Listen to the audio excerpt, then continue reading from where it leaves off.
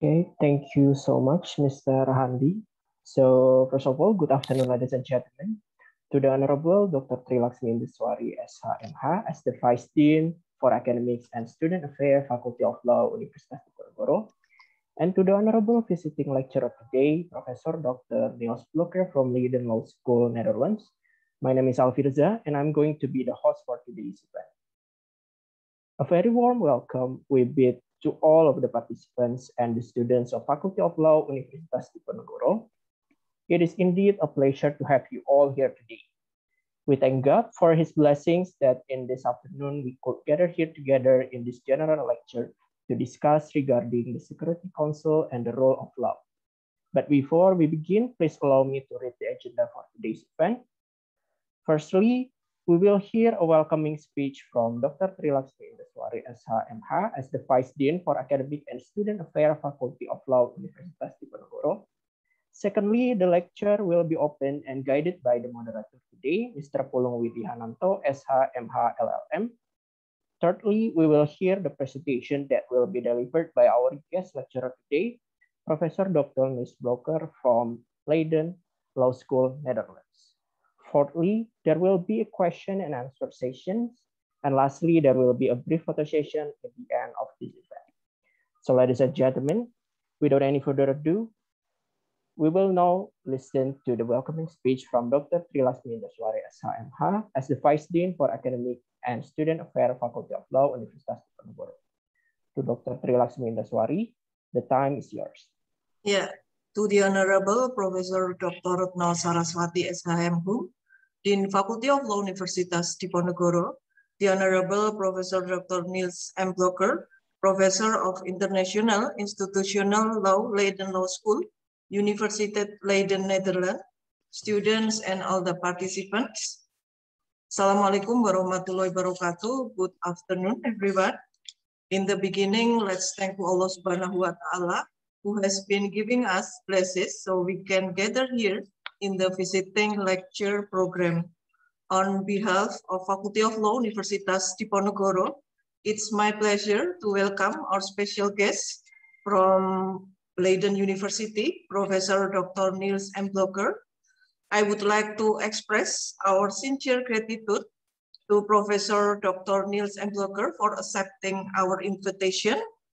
The theme of visiting lecture today is the Security Council and the rule of law.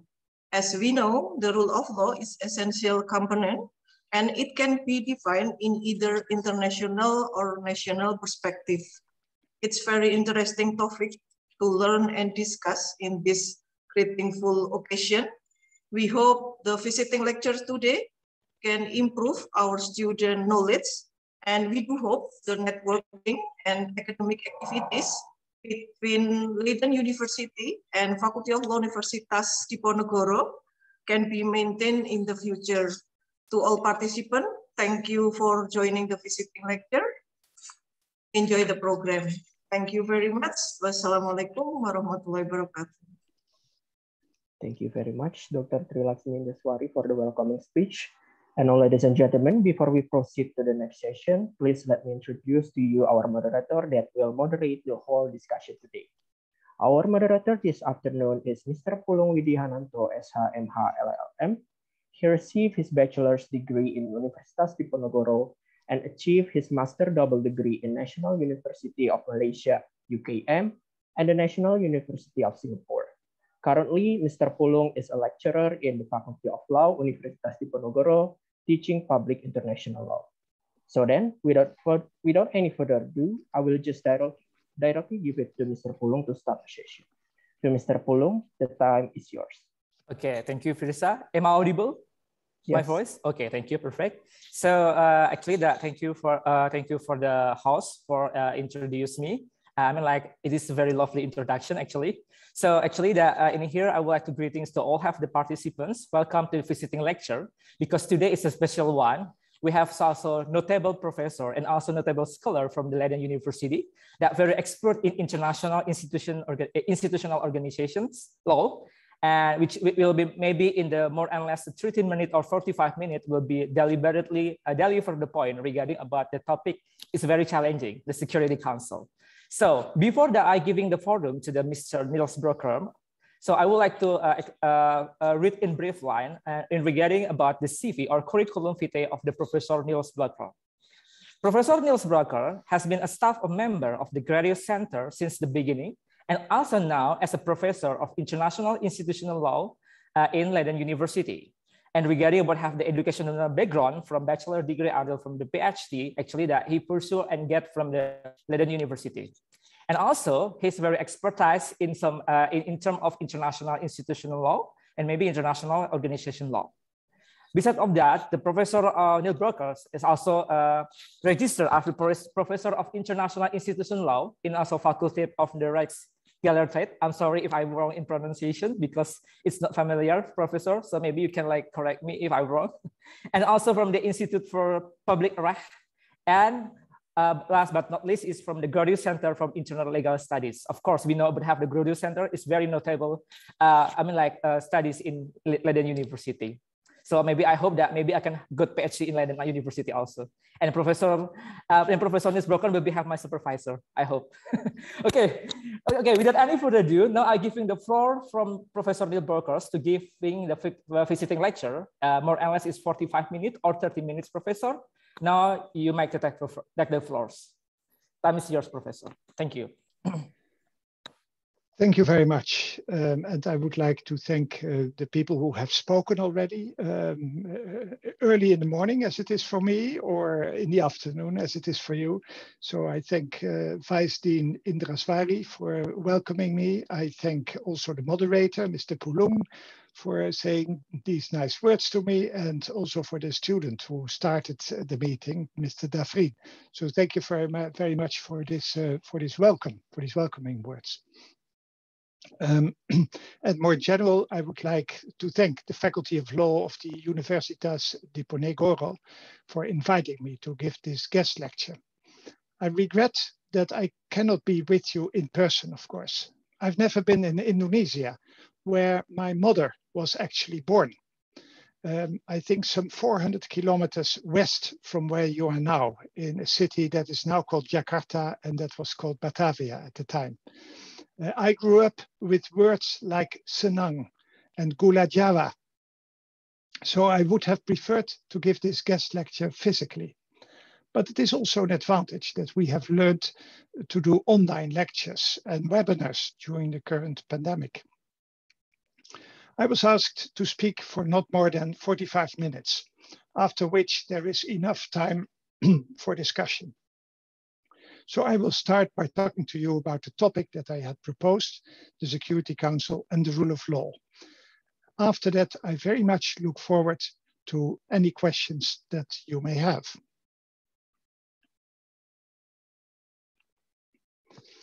I'm sure that many of you have heard details about the functioning of the Security Council during the last 2 years, when Indonesia was one of the 10 non-permanent members.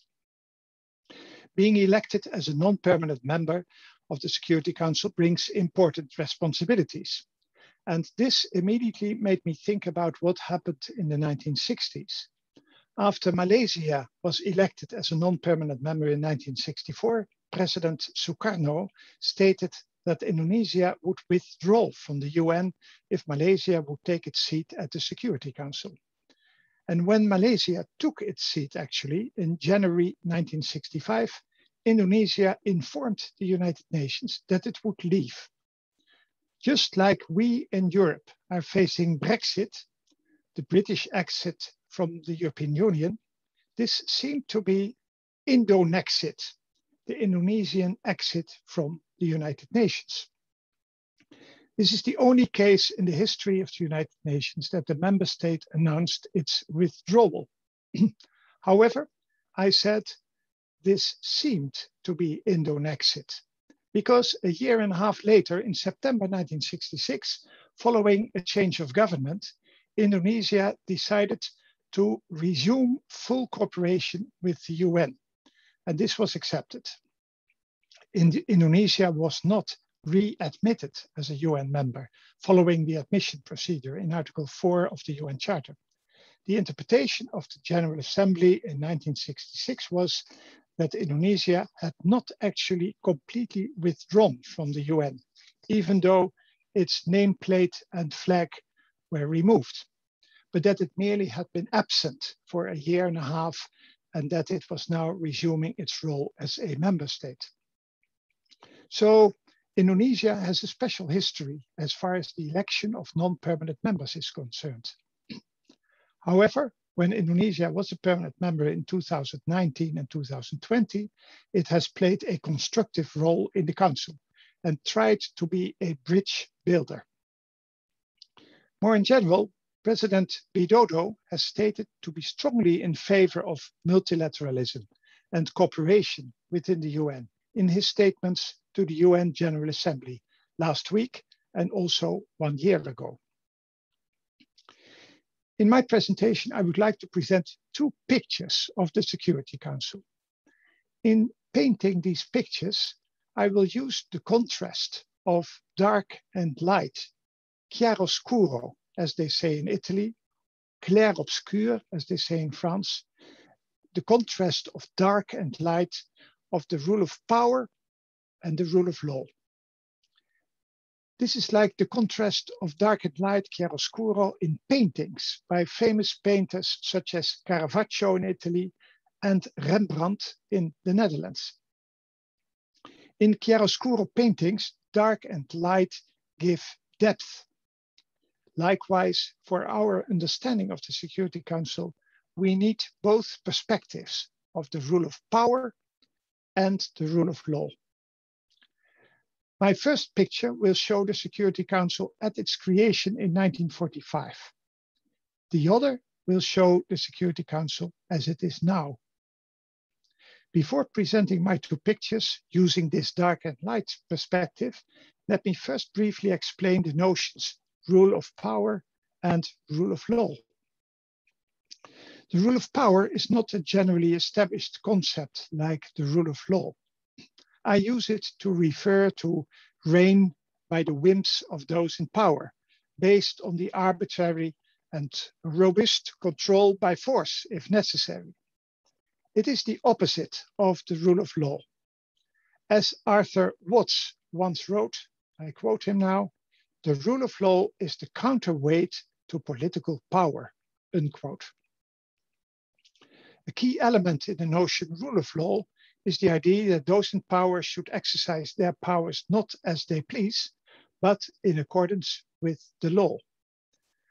A more detailed definition was given by UN Secretary General Kofi Annan in 2004, and I quote him now, it's a long definition. The rule of law refers to a principle of governance in which all persons, institutions, and entities, public and private, including the state itself, are accountable to laws that are publicly promulgated, equally enforced, and independently adjudicated, and which are consistent with international human rights norms and standards. So, the rule of law is a principle of governance.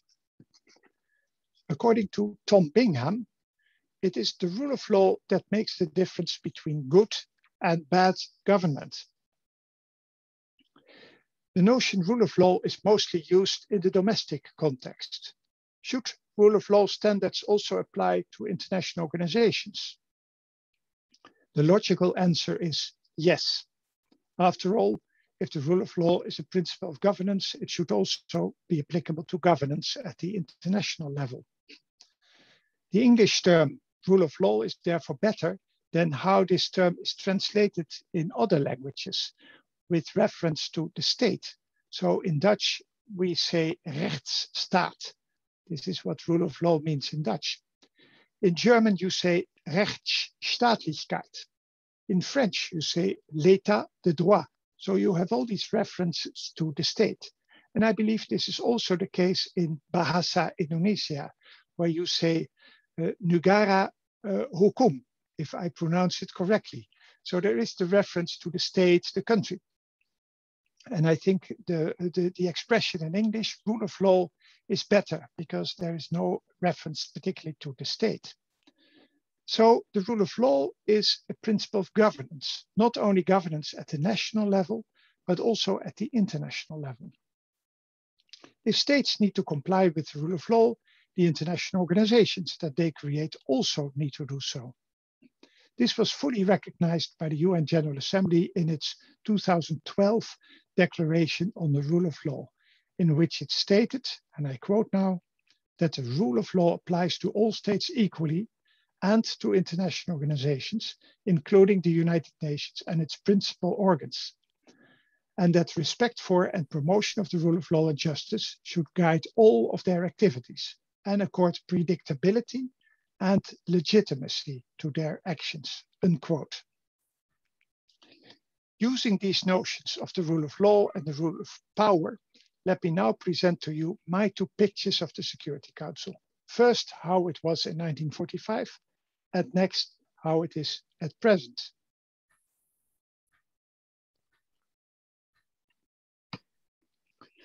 The Security Council was created as a political organ, as the International Court of Justice observed in its first advisory opinion in 1948.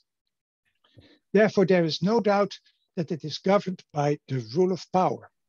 This is how it was meant to be. In 1945, there was full agreement that the League of Nations and its members had failed.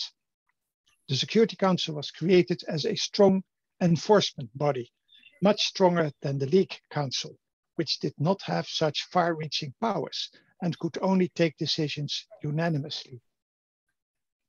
No world peace and justice without strong, centralized enforcement power, confirming what Blaise Pascal wrote in 1669, and I quote him, it's in French, La justice sans la force est impuissante. In English, justice without might is powerless. Thus, it was agreed from the outset that the Security Council was to be governed by the rule of power. The Security Council is not only governed by the rule of power, to an important extent, it is also governed by what I could call the rule of the superpowers, epitomized in the right of veto for the P5, the 5 permanent members. The veto was the most difficult issue in the UN Charter negotiations. During the 1944 Dumbarton Oaks conversations, where a draft UN Charter was prepared, the United States, the United Kingdom, the Soviet Union, and China could not agree on the scope of the veto.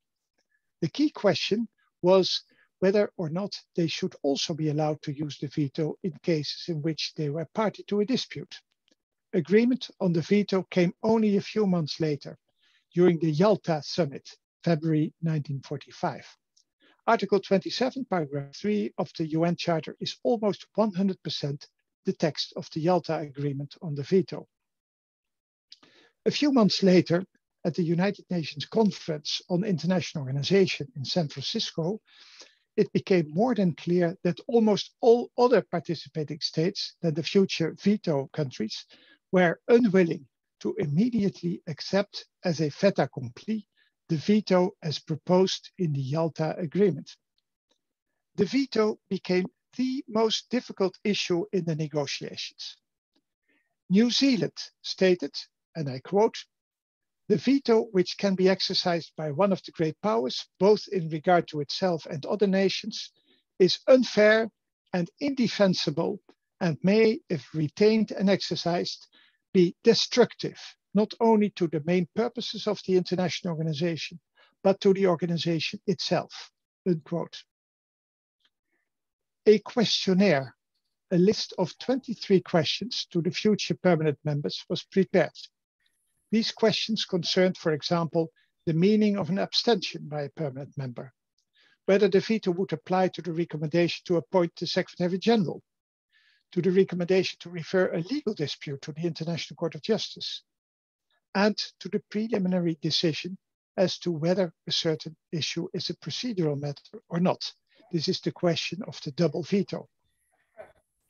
It took a pause in the negotiations, a flight by US Foreign Minister Stettinius to Washington to have private consultations with President Truman, a visit by Special Advisor Harry Hopkins to Marshal Stalin in Moscow, and a lot of arm twisting in San Francisco to come to a final agreement. On 7 June, the future permanent members presented their joint reply to the list of 23 questions. They did not answer each of the 23 questions individually, but put forward a general statement in which they justified the veto by mentioning a number of considerations, in particular the following one, and I quote, "In view of the primary responsibilities of the permanent members, they could not be expected, in the present condition of the world, to assume the obligation to act in so serious a matter as the maintenance of international peace and security, in consequence of a decision in which they had not concurred," unquote. For the 5 future permanent members of the Security Council, their veto privilege was a conditio sine qua non for membership of the UN. And during the San Francisco negotiations, it was clear to everyone that without their membership, the World Organization would be a non-United Nations, ineffective and powerless. It was clear, in particular to the 45 delegations other than the future P5, that they had no alternative but to accept the veto. This was underlined by a delegate from the United States who asked if delegates could face public opinion at home if they reported that they had killed the veto, but had also killed the Charter. On the veto issue, as finally resolved in Article 27, paragraph 3 of the Charter, the glass may seem half empty or less than half empty. Nevertheless, it is also half full, because it should not be forgotten that in the Council of the League of Nations, so the predecessor of the United Nations, all members had the right of veto. Now, the UN Security Council not only had many more enforcement powers than the League Council, the right of veto was also limited to the most powerful members. It secured their participation in the new world organization. But of course, it remained to be seen in practice to what extent the veto would keep the Security Council united and strong, or whether it would be a recipe for paralysis. It was therefore clear from the outset that the Security Council was to be governed by the rule of power, and also to some extent by the rule of the superpowers. The next question is whether, at its creation in 1945, the Security Council was also governed by the rule of law. At first glance, this question does not seem difficult to answer for at least 2 reasons. First, the Council was established by international law, the UN Charter, defining its powers and its composition. The International Court of Justice not only observed in its first advisory opinion that the Security Council is a political organ, but also that, I quote, "the political character of an organ cannot release it from the observance of the treaty provisions established by the Charter when they constitute limitations on its powers or criteria for its judgment," unquote. Secondly, the rule of law is a rather broad expression. It will not be easy to find a government that is against the rule of law. And therefore, why should this be different for international organizations? If states embrace the rule of law at the national level, they must be presumed to also follow it at the international level.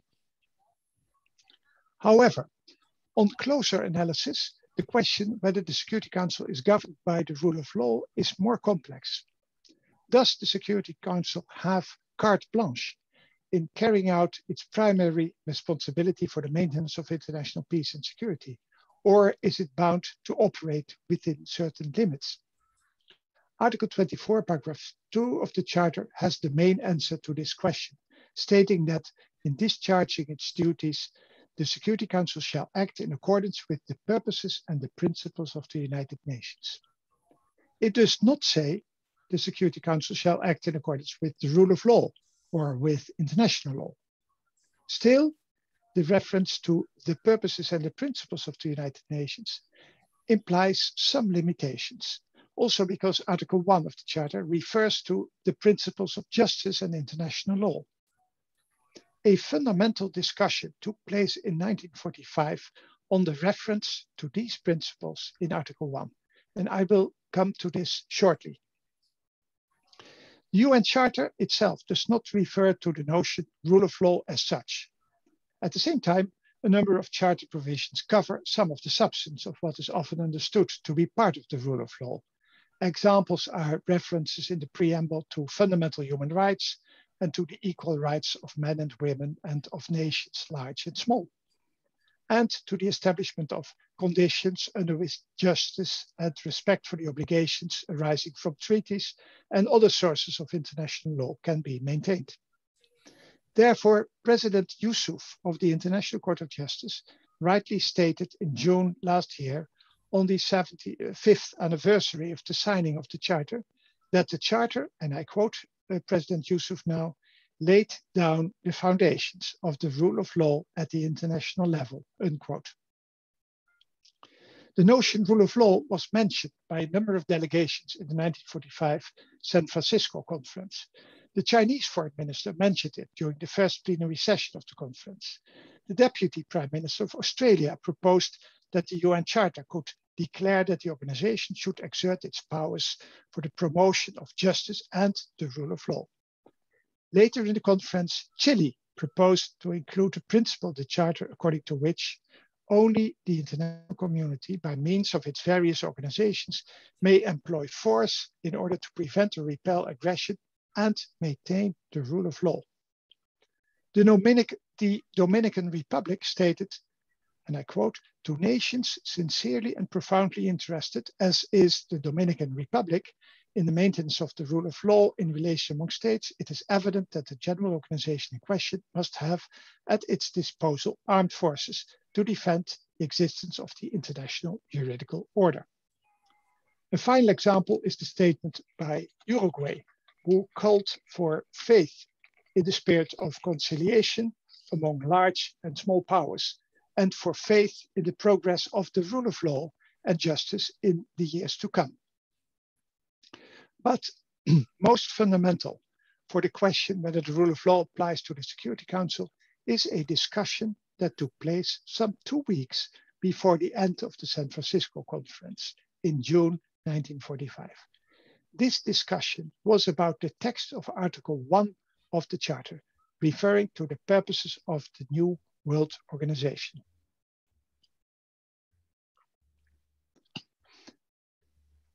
The negotiations in San Francisco did not start from scratch, but on the basis of a draft text prepared during the 1944 Dumbarton Oaks Conference. This draft text mentions as a first purpose of the organization, and I quote, "to maintain international peace and security, and to that end, to take effective collective measures for the prevention and removal of threats to the peace and the suppression of acts of aggression or other breaches of the peace, and to bring about, by peaceful means, adjustment or settlement of international disputes which may lead to a breach of the peace," unquote. This draft already contains the essence and most of the current text of Article 1, Paragraph 1 of the Charter. I will now focus on the words that were added some 8 months later in San Francisco. In San Francisco in 1945 at the UNKIO conference, the main bone of contention regarding this first purpose of the UN was whether this provision should also include a reference to justice, law, rule of justice, rule of law, or closely related notions. The outcome of these negotiations is reflected in Article 1, Paragraph 1 of the Charter. If Article 1, Paragraph 1 is compared to the Dumbarton Oaks draft that I just quoted, the main addition are the words, and I quote now what is in Paragraph 1 of Article 1, "in conformity with the principles of justice and international law," unquote. The addition of these words, in particular their position within Article 1, Paragraph 1, was the subject of intense negotiations in San Francisco. There were two views. According to one view, let's call this the rule of power view, the Security Council should be able to act swiftly when there is a threat to the peace, breach of the peace, or act of aggression, without losing time to check whether international law is on its side, as was stated by the United States in San Francisco. This would be different when the Security Council was acting in the context of the Pacific settlement of disputes.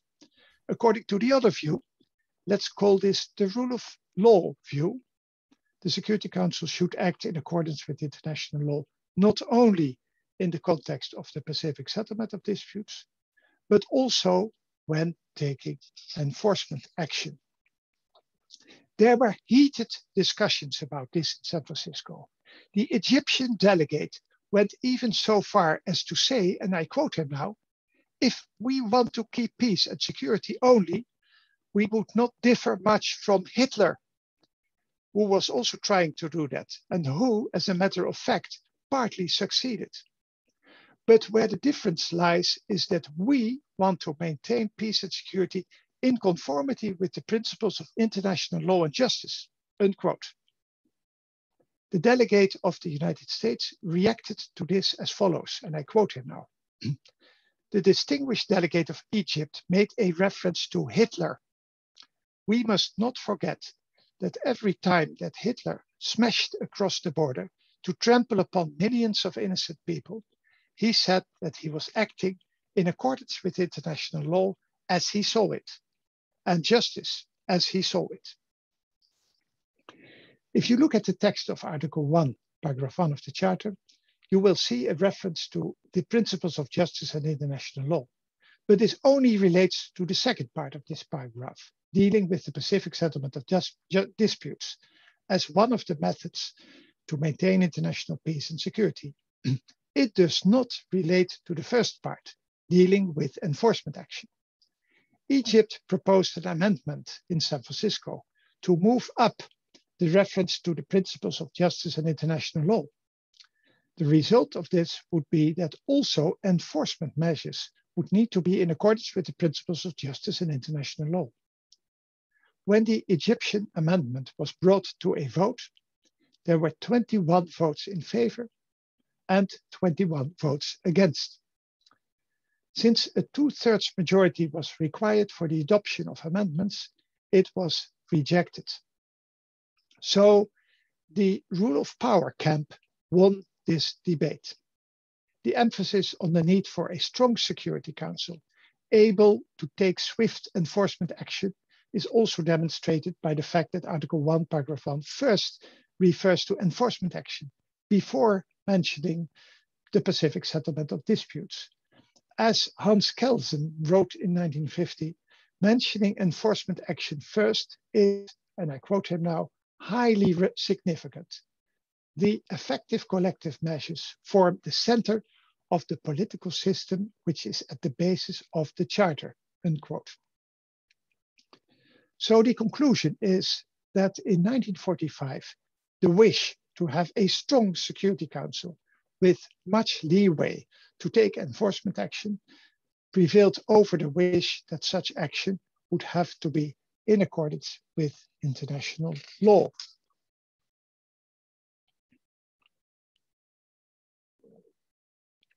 So this was my picture of the situation in 1945.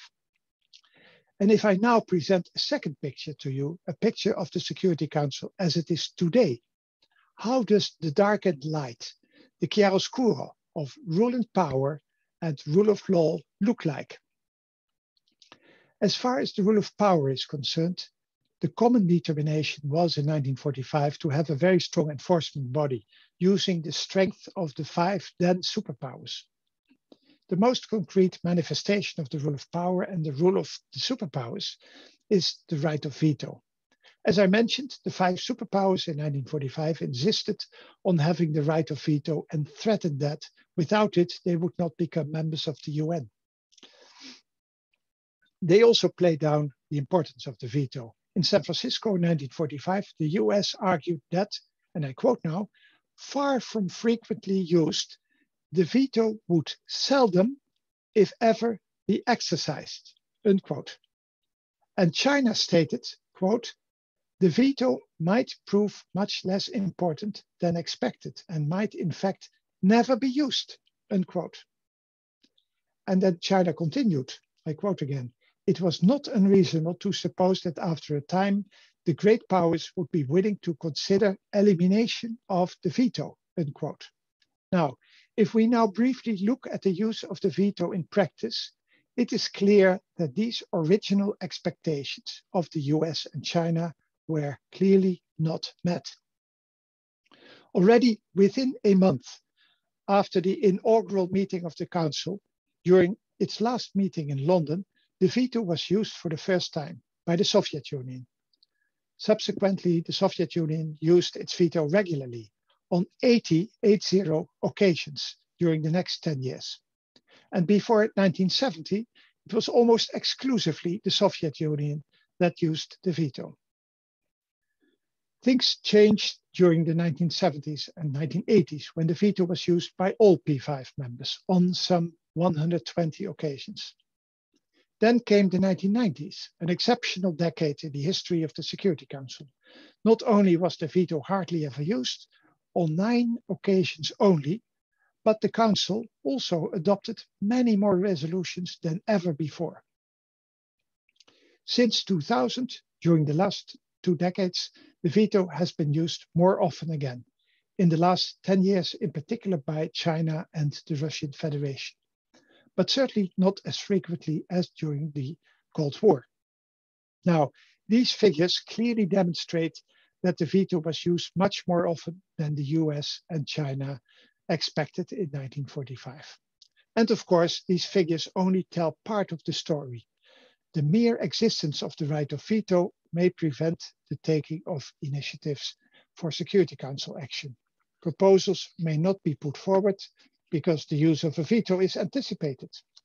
Therefore, the fear of many countries in San Francisco came true, that the Security Council would not be able to fully exercise the primary responsibility for the maintenance of international peace and security they had bestowed on it, to use the language of Article 24 of the Charter. Acting on their behalf, it was unable to fully carry out its duties under this responsibility. In practice, the P5 veto has not only been a form of legalized hegemony, to use Gary Simpson's expression, but also an important inborn constraint of the newly created supranational enforcement machinery that was to save future generations from the scourge of war. At the same time, a charter without the veto in 1945 might have been written for another world. It may simply not have been realistic in 1945. It was also a guarantee that world peace would not be endangered by the Council by acting against what one or more of the superpowers would perceive as their essential interests. Finally, some words about the future of the veto. Because the veto was used more often than expected, there have been recommendations and reform proposals almost from the beginning of the United Nations. The arduous discussions on the veto in San Francisco only temporarily ended when the Charter was signed.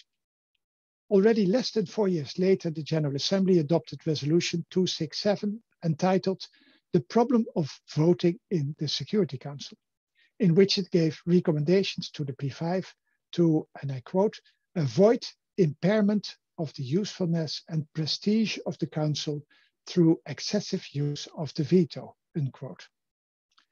In recent decades, there have been 2 types of discussions and negotiations about the veto.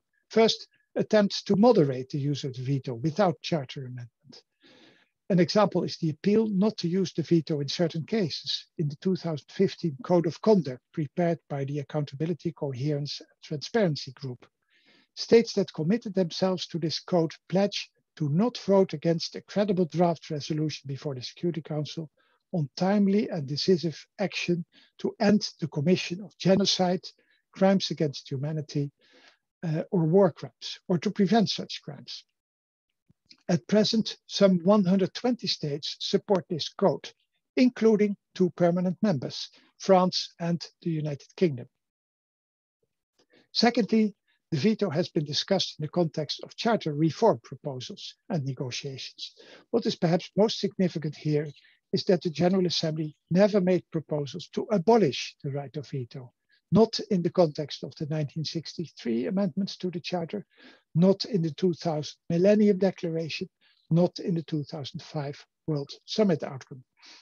At most, the veto has been described as anachronistic and undemocratic.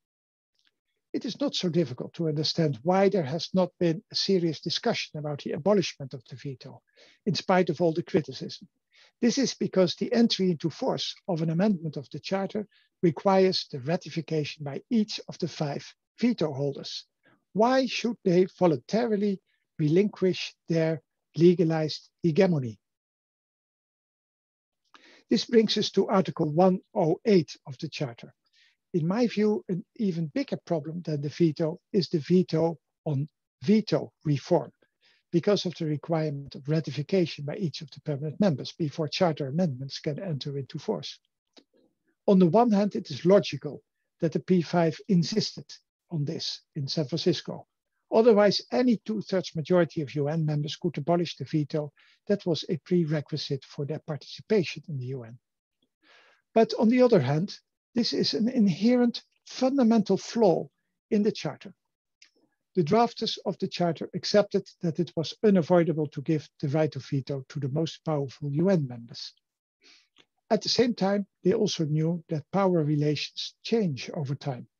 Indeed, this is what happened since 1945. Power relations have changed, and as has always happened in history. But what matters here is that these changes are not reflected in the Security Council. Superpowers come and go. The most obvious difference is that France and the UK are no longer the huge colonial powers that they were in 1945. Even though they are still important military powers, other countries have become more prominent. This is, for example, reflected in the composition of the G7, the G8, and the G20 that Indonesia will chair next year. The superpowers in 1945 are not the same as the superpowers now. So the key problem here is that the Charter not only provides for a legalized hegemony, but also for a frozen hegemony. The Charter rules freeze the power structures as they existed in 1945. The Charter veto arrangement has often been referred to as realistic, but it is not realistic in the sense that it is not open to changes in power structures. If we now look at the question whether or to what extent today the Security Council is governed not only by the rule of power, but also by the rule of law, in my view, the answer must be different from the one in 1945. Let me give some brief examples. First example, the Security Council has become active in the field of international criminal justice, for example, by establishing the tribunals for the former Yugoslavia and Rwanda, and by its role in the establishment of the Sierra Leone and Lebanon tribunals. Although it is also true that not all UN members would agree that this is a good example of rule of law action by the Security Council, because Brazil and China expressed rule of law concerns at the creation of ICTY and ICTR, since the Charter does not explicitly give any criminal justice powers to the Security Council. And there are more rule of law concerns. Why did the Council refer the situations in Darfur and in Libya to the International Criminal Court, but not the situation in Syria? We all know the answer.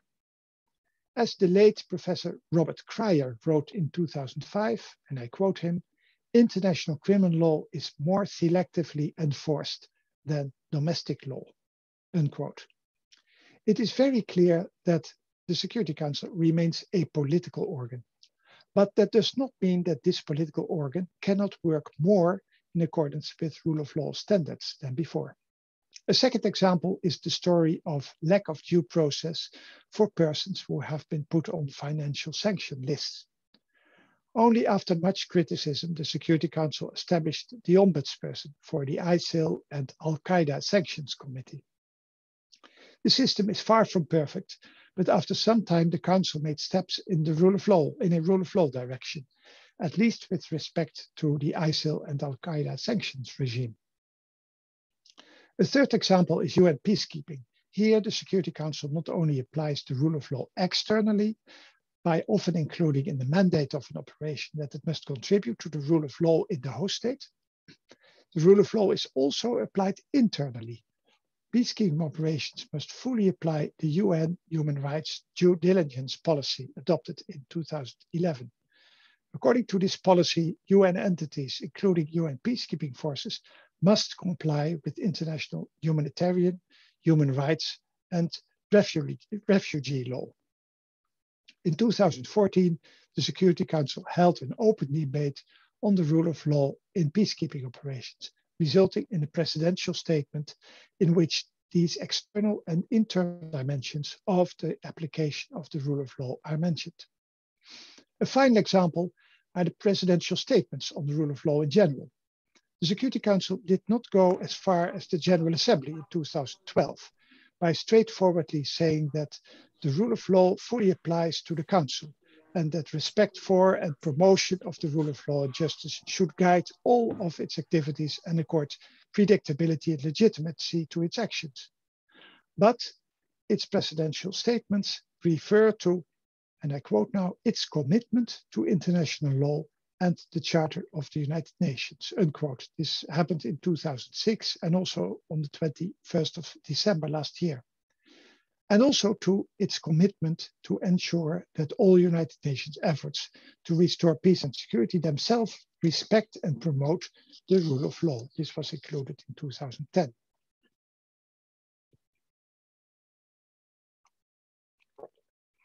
It is time to draw conclusions. The dark and light, the chiaroscuro in my two pictures of the Security Council, one taken in 1945, the other now, is different. Both the rule of law and the rule of power are present in both pictures, but the balance between them is different. In 76 years, the situation has changed. Although not necessarily always prevailing, the rule of law is now more present and important in the Council's work. In particular, since the 1990s, it has become more integrated in its work. The Council continues to be dominated by the rule of power, and this has a reason. La justice sans la force est impuissante. As Pascal said in the 17th century, justice without might is powerless. But this is now more embedded in the rule of law than in 1945. And this also has its reason. La force sans la justice est tyrannique. Might without justice is tyrannical. The other half of Pascal's observation. Dear colleagues, dear students of Universitas Diponegoro, this is what I wanted to share with you this morning for me, this afternoon for you. Thank you for your kind attention. Terima kasih, Banja. Okay, thank you very much, Professor, for such very enlightenment, speech, and also from the, the new thing for me also to easy to understanding in regarding about the portrait between about have the Security Council in the 1945 and also in the recent now or decades, which is that your approach is very unique also, and it's very enlightening point for us. You mentioned with a collaboration about the dark and light, which is that we can see that in the Security Council in the 1945, it is, if we can also quote by the Article 24, actually that the rule of law in here, this also accordance with some the international law and the principle of the justice. But sometimes in the recent decade in 2 days, I think that the rule of law by using by the Security Council and also the veto right itself, I think both is the rule of is the same, but the balance is the different actually in the decade now, as you stated before in your statement. So I think that is a very enlightening point, and also I think a fruitful thinking also for us. Thank you, Professor. And now maybe we're going to Q&A section, which is the question and answer. So if maybe I can also ask you your participation to pay attention in the chat, because there also so many have question and answer there, erased over there. But before that, maybe before I read the question and answer in the chat box, I will offer some question by asking directly. So for the participant who are asking directly, please raise your hand and maybe can you open mic. So I give you the chance. Is there any, the people in here can clarify or deliver the question, addressing a question, or maybe they don't agree with some like statement by professor, so you can open the discussions. So with I think with very gladly, so I would like to asking indirectly. Okay, there also one question directly from the Rafli Aurea Ramadan. Okay, now I'm giving the chance from the Rafli to speak directly to Professor Blokker. Time is yours. Good afternoon, Mr. Blokker. My name is Rafli Aurea Ramadan, and I have several questions for you.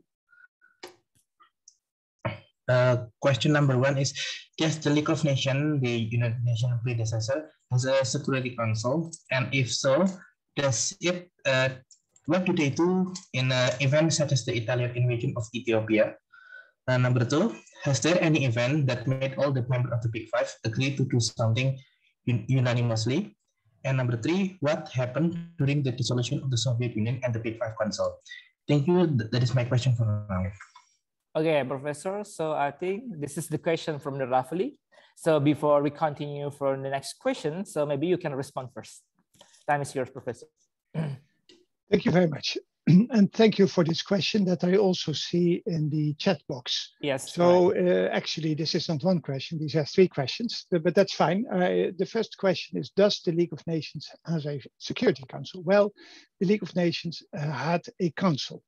And the idea was the same as in the United Nations. I mean, there was an organ, the Council in the League of Nations, in which not all the members of the League of Nations were represented. And then there was the Assembly in the League of Nations. This is similar to the General Assembly in the United Nations. So the League of Nations also had this non-plenary organ in which not all the members were represented. But there is a key difference between these two bodies in the League of Nations, so the predecessor of the United Nations, and these two bodies, the General Assembly and Security Council, in the United Nations. Because if you look at the powers that have been given to these two bodies in the League of Nations, you will see it, you will be surprised, because you will find out that the powers of these two bodies are exactly the same. It was simply left to practice to see which organ would take particular decisions, would carry out responsibilities. So in the covenant of the League of Nations, the treaty that created the League of Nations, there was no clear division of powers between these two bodies. And this is completely different in the UN Charter. So a lesson was learned from the League of Nations.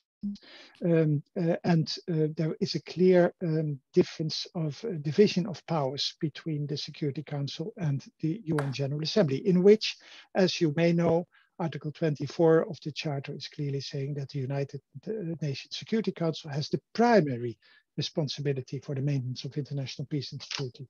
You can read this, of course, in the UN Charter. It's always a good idea to bring the UN Charter. So it means that the Security Council is first. It's a first responsibility for the Security Council to maintain international peace and security. That does not mean that this is exclusively the responsibility of the Security Council. As the International Court of Justice said in the Certain Expenses Advisory Opinion of 1962, primary does not mean exclusive. So there is a secondary role that the General Assembly can play in the maintenance of international peace and security. So if the Security Council is prevented from exercising its functions, for example, because of the use of the veto, as we regularly see, then to some extent, the General Assembly can step in. To some extent, because of course, the key powers of the Security Council, in particular the powers as laid down in Chapter 7 of the UN Charter, these enforcement powers, they can only be exercised by the Security Council. They cannot be exercised by the General Assembly. So that is an answer to question number one. Oh, there's more. If it does so, what do they do in an event such as the Italian invasion of Ethiopia? Ethiopia. Indeed, this is what happened in the 1930s.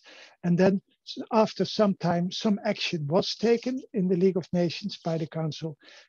Economic sanctions were adopted, but these have not been very effective. So this was not at all like much more powerful enforcement action that has been taken since 1945, and in particular since the 1990s in a number of cases by the UN Security Council. Because in quite a number of cases, in particular since the 1990s, we have seen that the Security Council has taken enforcement action by adopting economic sanctions under Article 41 of the UN Charter. Second question is, has there been any event that made all members of the Big Five agree to do something? Yes, I understand the question. That was the idea in 1945. If there really would be a big threat to international peace, breach of the peace, and act of aggression, if, in particular, if there would be the danger that there would be a new world war, then the idea was in this system that was created in 1945 that the P5 members would come to an agreement and would act swiftly and strongly, take action, military action if necessary. So the power of the P5 would then be used to immediately stop the aggressor. That is the idea. So essentially the idea was to create a system that would prevent history from repeating itself. So if after 1945, a new Hitler, someone like Hitler, a new aggressor would stand up in Germany, in Japan, in Italy, or in any other country, the idea was that the Security Council would take action on the basis of an agreement between the 5 permanent members. And in practice, we have seen in a great number of cases that the 5 permanent members have agreed to take action. This is in all the cases in which Security Council resolutions have been adopted, and we have many of them. And this happened in particular in many cases in the 1990s. So while it is difficult, of course, because there are difficult relations, as you all know, between the United States and Russian Federation on the one hand, China and Russian Federation, and there is more. So it is far from easy in the Security Council for the P5 to reach agreement. But it is not excluded that this may happen. And you can see the result in the resolutions that have been adopted by the Security Council. Now, final question, and then we'll go to someone else. What happened during the dissolution of the Soviet Union and the Big Five Council? Yes, that's a good question. Of course, during the Cold War until 1990, we had the Soviet Union. And then this came to an end. There was the breakdown of the former Soviet Union, and we see the arrival of many new states. And of course, then the main successor of the former Soviet Union was the Russian Federation as we have it now. And that's actually very interesting to look at how this change took place in the United Nations. Well, there has been quite some discussion about this, political discussion, legal discussions also. What basically happened, to put it in very simple words, the Russian Federation stepped into the shoes of the former Soviet Union. There was simply a letter written by Boris Yeltsin at the time, written to the United Nations, I'm sorry, saying that the Russian Federation would replace the former Soviet Union. So there was no admission procedure. Russian Federation was not applying for membership, becoming a new member. No, the Russian Federation simply continued membership of the former Soviet Union. And there was broad political agreement that this would be the best solution. But there has been considerable legal discussion about this, and you can find this in the literature. So I hope these answers to your questions help. Let me now go to the next speaker. Please, actually, that you can move from the second question, and I hope that there's no follow up from the first speaker. Actually, I think that you already break down the answer in a very comprehensively. So maybe we can move to another second question. But before that, maybe I will offer from all the participants in here. Would like to asking directly. Please turn on the camera or maybe turn on your microphone, and address your point. Yes, please, if you have any. None? Okay. Okay, Daniel Rene Kando. Yeah, Daniel Rene. Okay, come on, Daniel, please turn on your camera, turn on your microphone and deliver your question. And also the camera, that is nice that they can see the person who was asking the. Okay. Hello there. Hello, nice to see you, Daniel. Nice to meet you, Professor Blokker. So I have a specific question regarding the resolutions of the UNSC. So if I'm not mistaken, Article 25 of the Charter regulates that the members agree to accept and carry out the decisions in accordance with the Charter. My question is, how authoritative or binding are such resolutions, and how are they to be interpreted? So does the Council determine the implementation, or are the states free to interpret them? For example, to determine the measures that are to be done in accordance with the resolution. So perhaps my question is a bit more technical sense, in the sense that are the states free to determine the measures, and are they free to interpret the resolutions, or is it still the competence of the Security Council? That's my question. Thank you. Okay, thank you, Daniel, for the question. Yes, Professor, over to you. Your response, please. It's a very, very good question, Daniel. So I like it, and there's a lot to say about it. So we could spend 45 minutes to discuss this. But no worries, moderator, I will not do it. But I would like to just give you some elements that might be helpful. Indeed, so the question is resolutions of the Security Council. And indeed, as they mentioned, Article 25 is key here. Article 5 says that members of the Security Council agree to accept and carry out the decision of the Security Council in accordance with the present Charter. So this is usually the answer given to the questions, are the decisions of the Security Council binding? And usually the answer is yes, look at Article 25, because the members of the United Nations have to carry out these decisions. They accept it. So the next question is, of course, because the Security Council is adopting many, many decisions. The next question is, which decisions are binding, which decisions are not binding, are, for example, just recommendations. There's a lot to say about this. And you can read a lot about this in the literature. A first distinction you can make is resolutions adopted under Chapter 7 of the UN Charter. So this is enforcement action. Usually, depending a little bit on the language used in the resolution, these decisions are legally binding. So states must implement these resolutions. But it's not exclusively resolutions adopted under Chapter 7 that are legally binding. And why is that? That is one of the key reasons you find in the position of Article 25. Article 25 is not within Chapter 7 of the Charter. It is much earlier. It is in the section related to the Security Council, Chapter 5 of the Charter. So you can easily conclude that Article 25 is much broader than only covering resolutions adopted under Chapter 7 of the Charter. Also, for example, covering resolutions adopted under Chapter 6, which is about the Pacific settlement of disputes. So it is much broader. And now your specific question is, are states free to interpret, to implement these resolutions adopted by the Security Council? Yes, within certain limits would be my answer. Of course, these resolutions are sometimes rather broad. I will give you an example in a moment. Why are these resolutions sometimes rather broad? That may have different reasons, because a very technical issue is that because they cannot in great detail specify what should happen in a particular case, but more often the text may not be very clear because there is a lot of disagreement within the Security Council. So the 15 members of the Security Council, including the last 2 years Indonesia, they try to work on a compromise solution.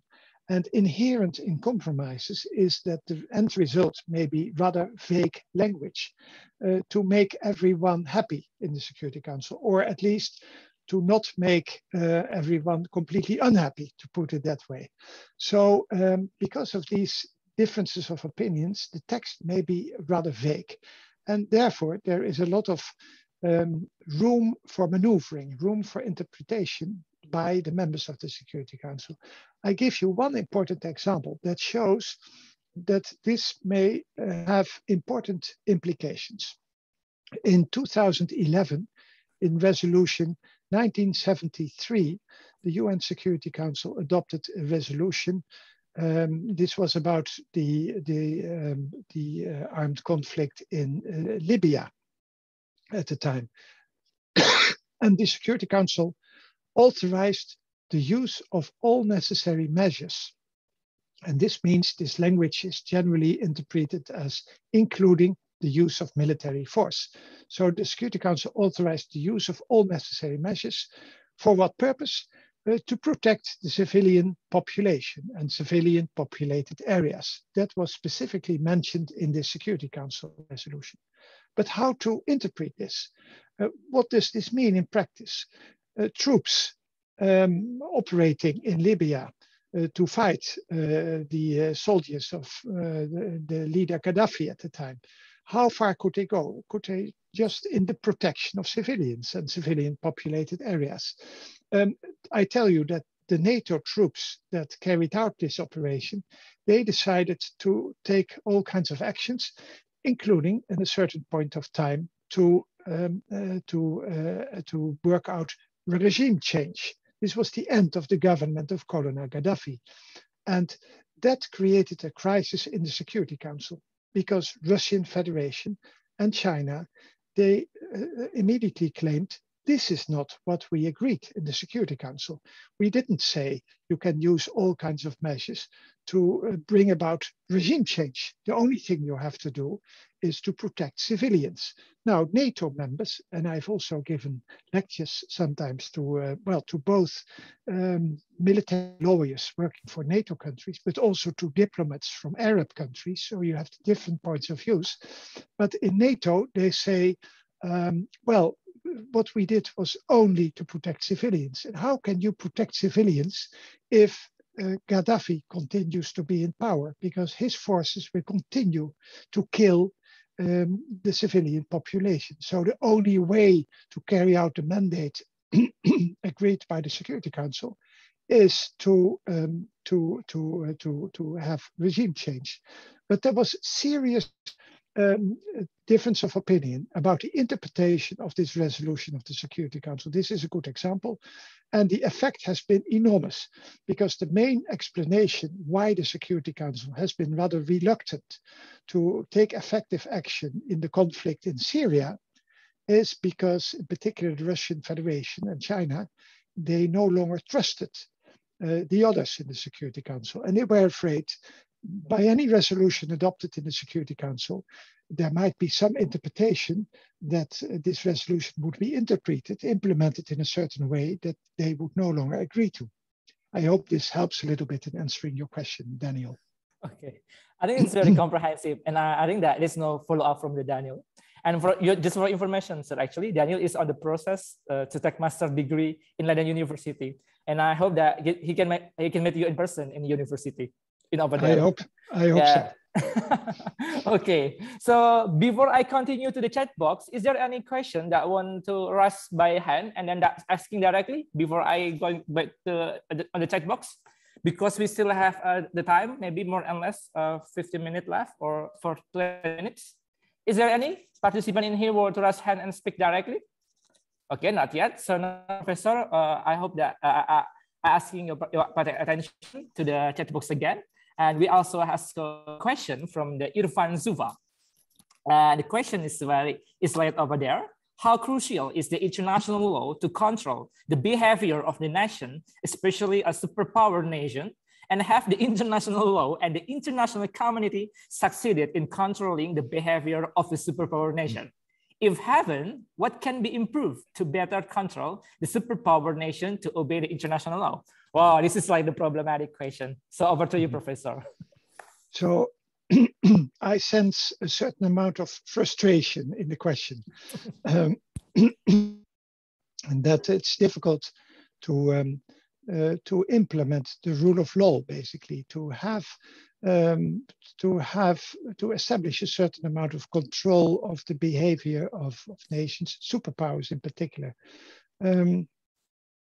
That is certainly very, very important, but this is essentially what I tried to discuss in my lecture. And that's what we have seen over time is attempts by the international community to achieve greater control of whatever is done by the Security Council. So as rule of law is defined, rule of law is a principle of governance that not just P5 members can do whatever they want to do, but they are regulated in a certain way by law. Of course, there's much to say about this question, and we could discuss it for a long time. I will just add one or two more things. We should not forget that the P5 cannot just do whatever they like in the Security Council, because if you look at the voting requirements in the Charter, you will see in Article 27 of the Charter that to have a resolution adopted, you need 9 votes in favor. So 5 votes of the P5 is not enough. It means that the P5, if they want something, they cannot just do it. They cannot just bring the Security Council to adopt the Security Council in this way. At least they need 4 votes of non-permanent members. But you're right in saying they have the veto. So each individual permanent member can prevent the adoption of a certain decision by the Security Council. So you're right. I would say that there are certainly limits to the way in which we can control by law actions of powers and superpowers. So there are certainly limits. So, but I think over time, in many ways, and by using many systems and rules and practices, the situation has changed a little bit, not fundamentally, in the sense that the rule of power is still dominating the political organ that the Security Council certainly is. But what I try to make clear also in my presentation is that over time, more and more, we see examples that there is support for more rule of law in the actions taken by the Security Council. Okay, thank you, Professor. So before I move to his sister question, so is there any question who want to asking directly from the participant in here? Please raise your hand if you want. Okay, not yet. So now we're moving the question from the IMHI sister in here. They have a question from the 3 IMHI. Just for your information, Professor, IMHI like a student community that very has concentration in international law. So I think that they have a preferable concentration in international law. So that's where the question first from the Putri Angelia. You can also pay attention there. You read by yourself. Maybe I will reach out for you, Professor. Despite profound change in the global reality, the basic structure of the Security Council has not changed significantly from its original since 1945. Therefore, the present Security Council does not reflect today's reality. There are no African or Latin America states among the permanent members. Okay, many states have strongly advocated the formation of the more legitimate, representative, effective, and efficient counseling, including an increase both the permanent and the non-permanent seats. How do you respond with this statement, sir? Over to you, Professor. I completely agree. I completely agree that there is a huge need to increase the number of members of the Security Council. And I've done a little bit of research in this field. It is interesting to compare the situation in the United Nations with other universal organizations, like specialized agencies of the United Nations, such as the World Health Organization, the International Labour Organization, etc. In all these universal organizations, you see that you have a plenary body like the General Assembly, in which all members of the organization are represented, and you have non-plenary organs like the Security Council in the United Nations. Now, it's interesting to see that over time, all these non-plenary organs of other universal organizations have increased their membership. Why is this? Because membership of the organization has increased. After decolonization, of course, the number of members in all these organizations increased significantly. Roughly, like you see in the United Nations, from 50 in 1945 to something like 180, 193 in the United Nations, and even a few more in other organizations. And in all organizations except the United Nations and the Security Council, you see that the number of members of the non-plenary organ, like the Security Council, has really increased significantly. I should correct this a little bit because and you see how fundamental this issue is. So I completely agree with the person who's asking this question. This is actually the only reason why the UN Charter has ever been amended. First in the 1960s, amendments were adopted in 1963 to increase the number of members of the Security Council, originally 11. And then it became 15. This entered into force in 1965. So this is highly significant, even in times of the Cold War, when there was fundamental disagreement between, in particular, United States and Soviet Union. It was possible to work out an agreement on an amendment of the UN Charter. Even though some permanent members didn't agree when this was proposed in the General Assembly, later they decided to ratify the amendments and it entered into force in 1965. And since then, the Security Council has 15 members rather than 11. Also, the Economic and Social Council membership increased, and this happened also in the 1970s. But there have been discussions for many decades now already, since the 1980s certainly, about another increase in the number of members of the Security Council. And that is for very good reasons, because I completely agree with the person asking the question that the Security Council today is no longer representative of UN membership as a whole. And this has huge implications. Because of this, the UN Security Council does not have the necessary legitimacy and credibility anymore, the authority to adopt decisions and to have its decisions implemented. So there is a great need to change, to increase the number of members of the Security Council. Now, there is full agreement.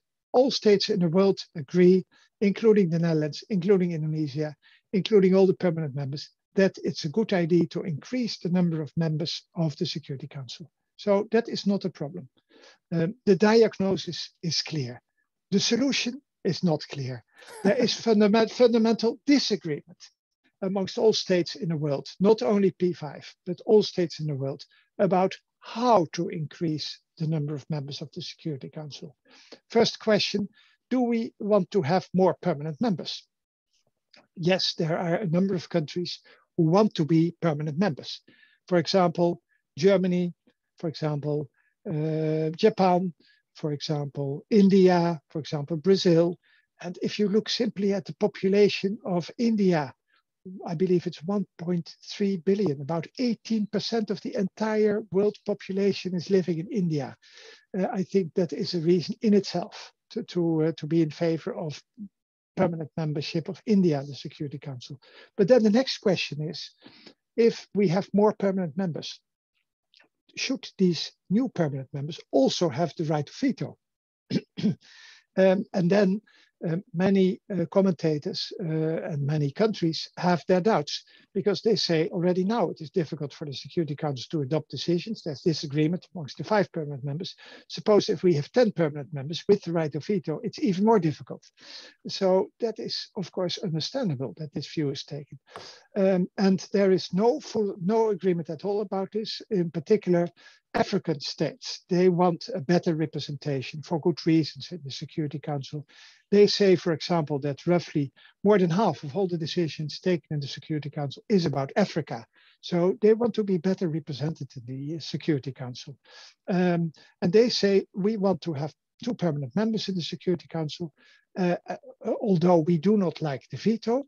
As long as the veto exists, also these two permanent African members of the Security Council should have the veto. So you can see that this is becoming rather complex. So how to change the situation? But this is extremely difficult.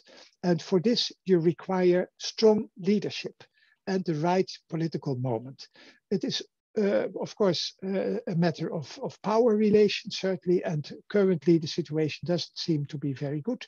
But at the same time, as Winston Churchill once said, never waste a good crisis. This could also be an occasion to try to work out an agreement by responsible leaders, including perhaps Secretary General of the United Nations. The last occasion where this was tried was really around 2004, 2005, when Kofi Annan first established a high-level panel with great authorities to propose certain decisions, and then prepared his own report. And there was this high-level summit meeting in 2005, but it was not possible to reach agreement. So it is extremely difficult, but it's also extremely necessary to save succeeding future generations from the scourge of war, as is mentioned in the first sentence in the UN Charter, to reach agreement on an increase in the number of members of the Security Council, say between 20 and 25 members. That is my view. And there's much more to say about this, but I think we should go to the next next question. You're correct, Professor. Well said, actually. It's nice to see looking at your perspective, actually. So now we're moving from, oh, okay, they have somebody raised hand.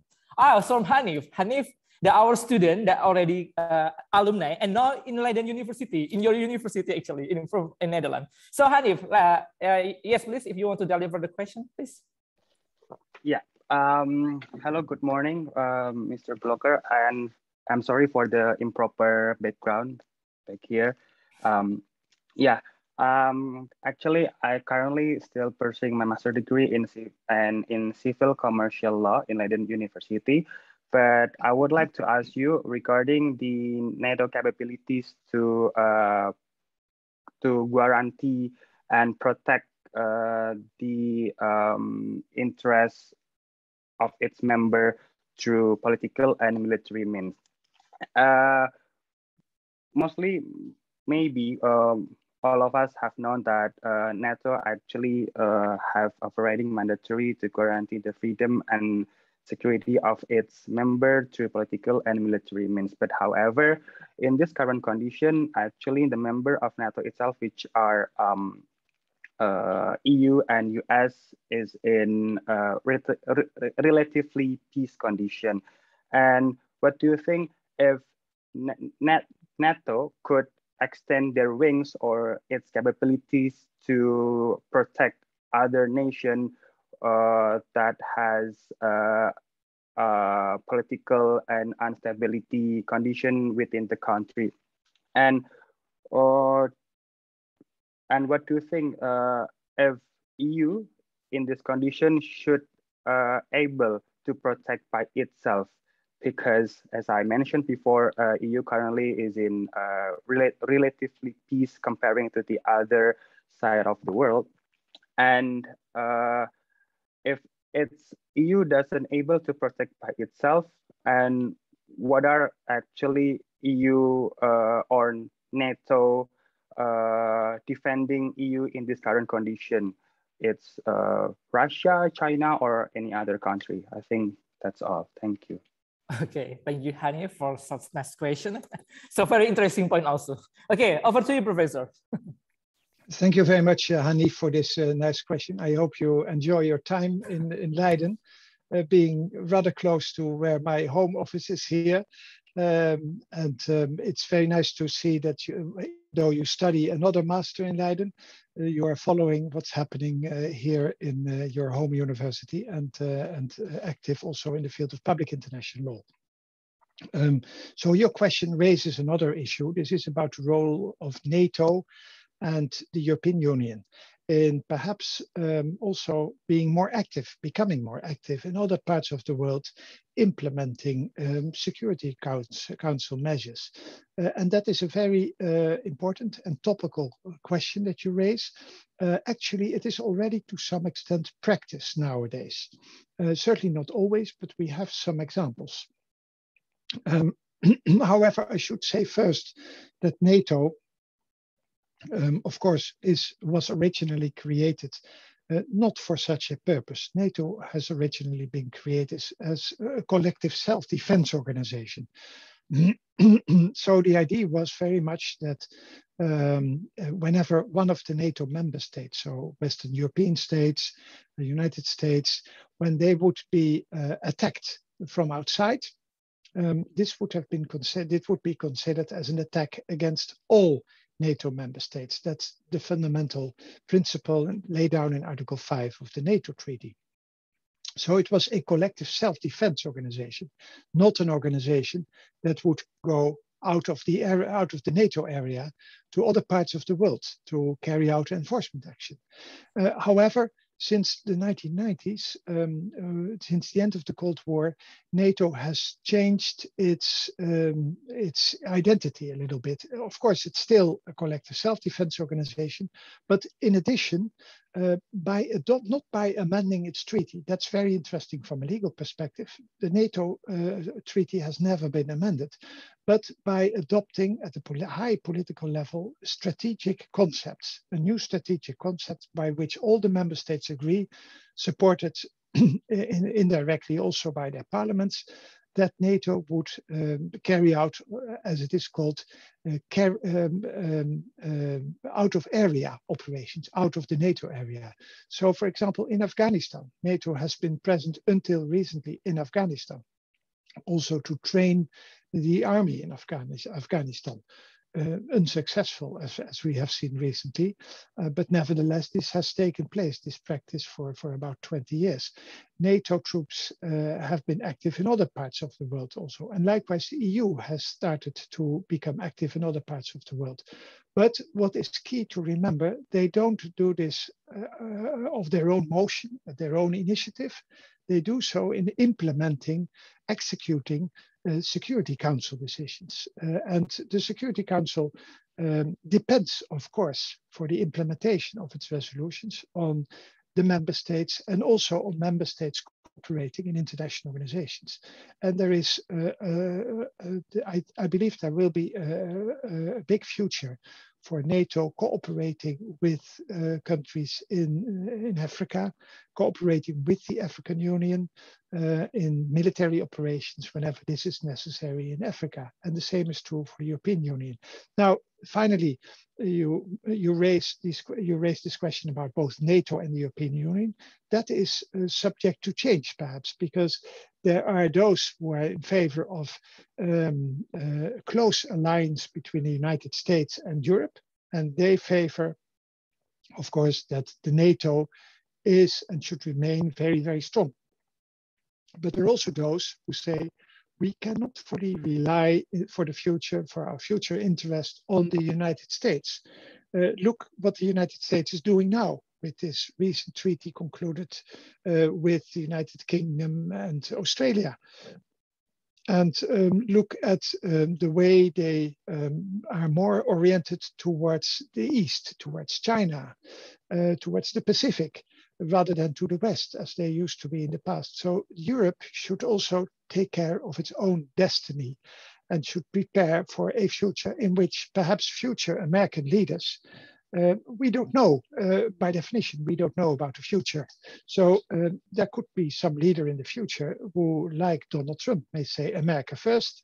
We are not so much interested in Europe. We don't want to send our soldiers to Europe with European countries to other parts of the world. We are no longer so interested in NATO as before. So if this would happen, I think there are good reasons to say that the EU should prepare for such a situation and should also be able to stand on its own feet and to have a robust EU military capacity as well. But of course, that depends on a consensus amongst the EU member states, and that is not easy. But we see certainly developments in this direction. Thank you very much. Thank you, Professor. I think suggestion for Hanif, you can also deliver the question from the Joris Ritsma, because actually that he expertise in EU also, in EU law. Now, we do, because we have a due limited time, so I only have 2 questions left, Professor, that you respond from the IMHI sister. So now we're moving back to the IMHI sister again on the checkbox. And just from the Bianda, it's a more practical question because related some like the real case in Afghanistan. Maybe I will reach out for you, sir. Talking about the situation in Afghanistan after the Taliban took over the country, we recognize that the situation is fluid and dynamic and somehow problematic. By extending the mandate of the UN assistance in Afghanistan, UNAMA, this month, it is believed that this is a step taken by the UN itself in order to bolster its capacity to monitor, investigate, and report of human rights abuses in the country since the Taliban took over. What's your perspective regarding the issue happening in Afghanistan itself, and how effective the role of the UN Security Council in response toward this issue? Because you are also the former advisor in your Minister of Foreign Affairs in Netherlands, so I think these ladies want to asking your perspective on that, Professor. So over to you. Well, I'm no longer working for the Dutch Foreign Ministry, so I can speak free. Of course, I don't depend on the views of the Foreign Minister. I'm a free academic, so I have my own views about this. But it's an important question nowadays. So we can all see it in the news what has happened recently in Afghanistan, and there is a lot of concern about what is going to happen in Afghanistan. And it's very difficult to predict. But and the situation is getting worse and worse now, as you see in news reports in Afghanistan. It's very unstable now, and it depends on 2 elements. I think the first element is the position of the Taliban government in Afghanistan, how they will evolve, if they will develop in a very fundamentalist direction,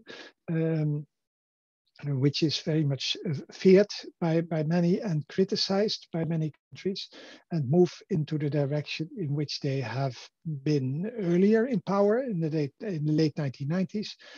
I think that will create a lot of opposition, but there is not. It's limited what can be done about it. And this is still a sovereign state. It's governed by the Taliban. And this is what, to a certain extent, what you have to accept. What can the Security Council do? It's the other side, of course. That completely depends on whether the Security Council can reach an agreement on what must be done in Afghanistan. And then certainly it is first of all necessary for the P5 to reach agreement. And that is not very likely to happen soon. And that is an understatement, I think. For the P5 to reach agreement. But that also depends on how the situation is evolving on the ground.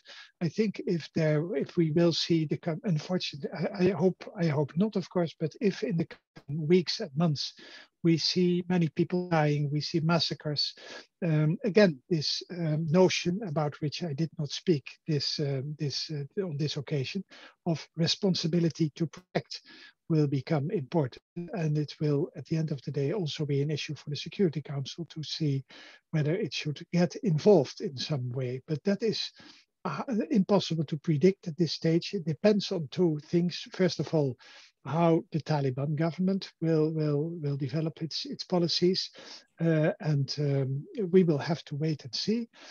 And on the other hand, to what extent, in particular, P5 can come to an agreement in the Security Council. Okay, thank you. For the final question now, we're moving for the final question, Professor. So it's also from the IMHI, Laili Arjani. It's more like a hypothetical question also. There has been a criticism that the 5 permanent members of the United Nations Security Council, such as like from People's Republic of China, France, Russia, and the United Kingdom, and also US, who are all nuclear powerhouses, have created an exclusive bond that their power also remain unchecked. This has led to accusation that the UN Security Council only addressed the strategic interests and political motive of the permanent members, especially in humanitarian interventions. Therefore, I want to ask, how do you respond to the issue? And how is it going to affect the effectiveness and credibility of the Council itself solving today's issue? Your final answer, Professor? Well, that's certainly a nice final question. And that was essentially, it's also a nice final question, because this is essentially what my presentation today was about. I think that we have to accept that the Security Council is a political organ and that politics play a key role in the functioning of the Security Council. That is not going to change. One of my concerns is that, and I think that there are good arguments for saying that in the Security Council, the key powers in the world should have a very strong role. That is important for two reasons. It's important to make the Security Council a very strong body, able to take enforcement action whenever that is really necessary. And it's also necessary, and that is why you have the veto actually, to prevent the Council from taking action against one of those nuclear powers to which you refer, because otherwise that could also happen, and that would certainly threaten the peace in the world.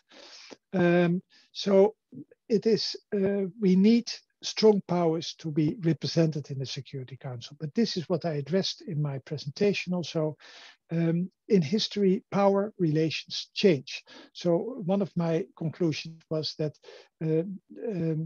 these 5 permanent members are no longer today, as they were the main superpowers in 1945. The situation now in 2021 is different. And because of this article 108 in the Charter, requiring ratification by the 5 permanent members of the Security Council, this situation is next to impossible to change.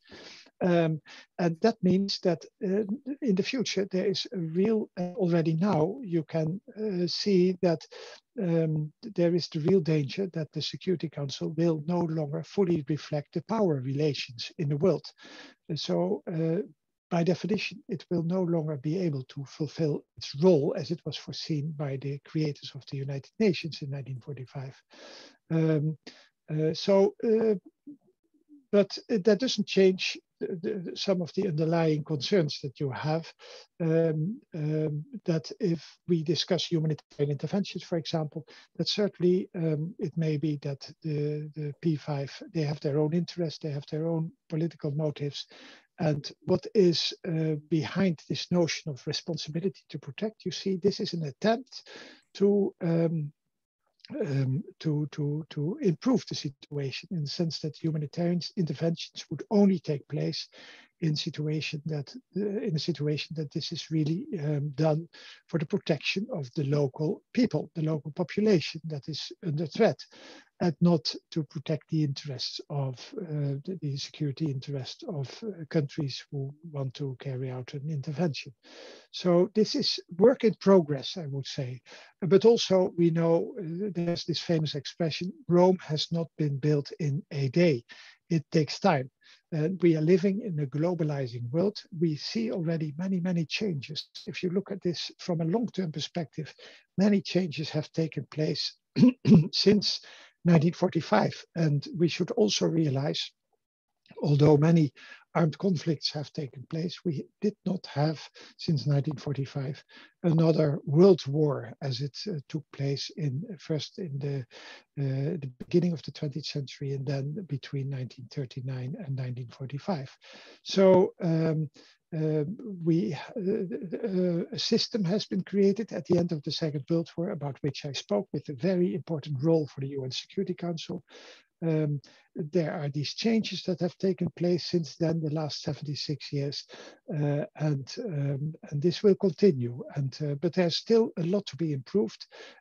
My first wish on the list is to increase the number of members of the Security Council and to try to work out an agreement on this, to make sure that also in the near future, the Security Council is able to perform its role, in which politics will continue to play a dominant role, because after all, the Security Council is and will have to be a political organ. That is how it was set up, and that is what it will continue to be. Thank you very much. Thank you, Professor. I think this is the final, final answer. And actually that it was my beyond expectation actually, because you already, I think that there were so many fruitful questions and also good feedbacks. And yes, to be honest, Professor, it's like privilege to hear your explanation direct from you in regarding about criticize about the issue of the Security Council and the rule of law itself. So on behalf of Faculty of Law and our alma mater and also our international office, I would like to say thank you very much because you accepted our opportunity. And I hope that this is not the final project between us, Indonesia and Netherlands, and also Diponegoro and also from Leiden, but maybe we can continue in the summer course as you promised to us. So actually that this is the end of the section. So before that, I also asking thank you very much from IMHI that very helpful and also assist us for many international webinar. And thank you from IMHI also. So before we are in the section, actually I will give over back to the MC from Alvirza. Maybe you can take back the time. Thank you so much, Mr. Pulung. And also thank you so much for Professor Dr. Niels Blokker for the wonderful and very insightful presentation and discussion. So ladies and gentlemen, we have come to the end of this event. But before we end this event, we will have a quick photo session first. So therefore, we welcome all of the participants to please turn on the camera and take position since we're about to begin the photo session. Thank you. I guess we're going to wait for about 2 or 3 minutes for the participants to turn their camera on.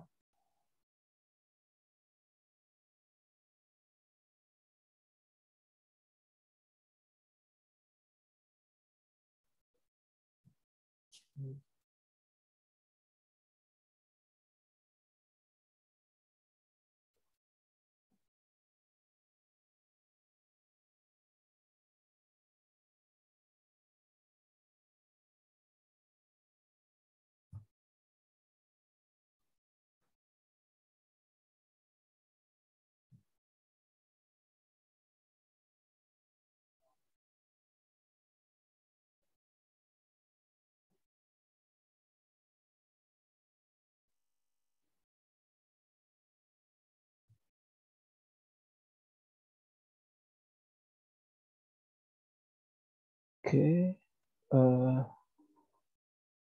just a quick reminder, we're going to have a photo session first. So please, for all of you who haven't turned your camera on, please turn your camera since we're about to begin the photo session.